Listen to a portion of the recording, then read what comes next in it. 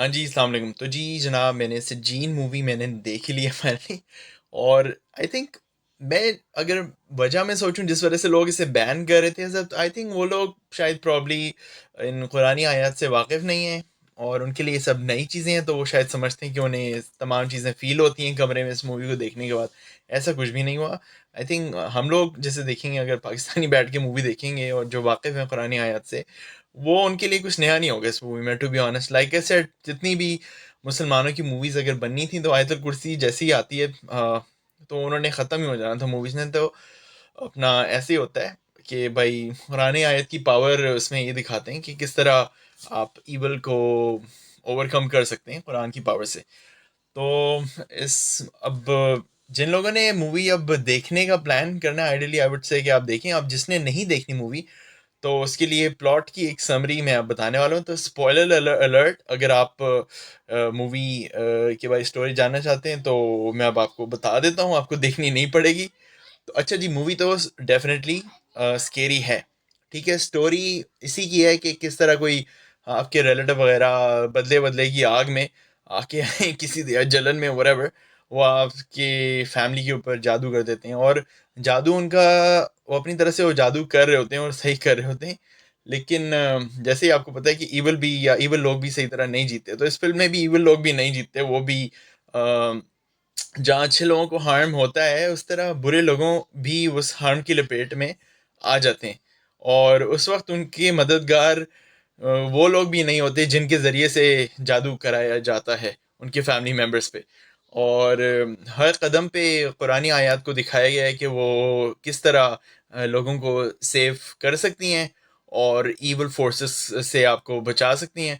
इसमें कुछ प्रिकॉशंस भी इस मूवी में बताई गई हैं कि किस तरह आप वो जो बचपन से हर कोई कहता है कि आप अपने नेल्स या नाखून अपने आप केयरलेसनेस के साथ इधर उधर ना फेंक दें, आप उन्हें केयरफुली डस्टबिन में या फ्लश में डिस्पोज करें। और अपने हेयर जो है इधर उधर लोगों के हाथ ना आए, जिस तरह खुद पता है लोगों को कि रसूल खुदा के भी हेयर ही यूज़ किए थे उनके दुश्मनों ने उन पे अटैक करने के लिए। तो अपने हेयर की भी हिफाजत करें। और इसमें अपने ब्लड जो होता है उसकी भी प्रोटेक्शन की एक लेसन मिलता है हमें। और डार्क मैजिक करने के रियल तरीके इसमें दिखाए गए हैं कि किस तरह डार्क मैजिशियंस आपकी बॉडी का कोई डीएनए वगैरह लेके किस तरह आपके ऊपर मैजिक कर सकते हैं। तो प्रोटेक्शन के लिए आई थिंक ये अच्छे लेसन्स यहाँ से आपको मिलते हैं कि आप किस तरह आपने हिफाजत करनी है अपनी। और जिस तरह आयतुल कुर्सी की पावर भाई सुप्रीम है इस मूवी में भी। और ऐसी नहीं उसे, जैसे अगर कुरान में से कहते हैं ना, ये भाई ये थ्रोन वाली जो आयत है ये खुदा के थ्रोन की, तो बहुत सही है। उसी तरह उसका मुकाम यहाँ पे भी दिखाया है मूवी में। ऑब्वियसली इंडोनेशियंस ने मूवी बनाई है, मुसलमान है वो लोग, तो कुरान की रिस्पेक्ट और उसकी पावर यहाँ पे आपको नज़र आती है इस मूवी में। और story wise I would say वही एक है, जो लोग ईवल करते हैं उनके साथ ईवल होता है। अगर अच्छे लोग पिस रहे हैं या उनको नुकसान हो रहा है, तो बुरे लोग भी नहीं बचते और उनकी भी बचत नहीं है इस मूवी में। तो ये भी एक अच्छा मॉरल है कि भाई ईवल करके भी आपकी ज़िंदगी में कोई चैन सुकून नहीं आ जाएगा, जैसे कि अगर आपने कोई ख्वाब सजाए में।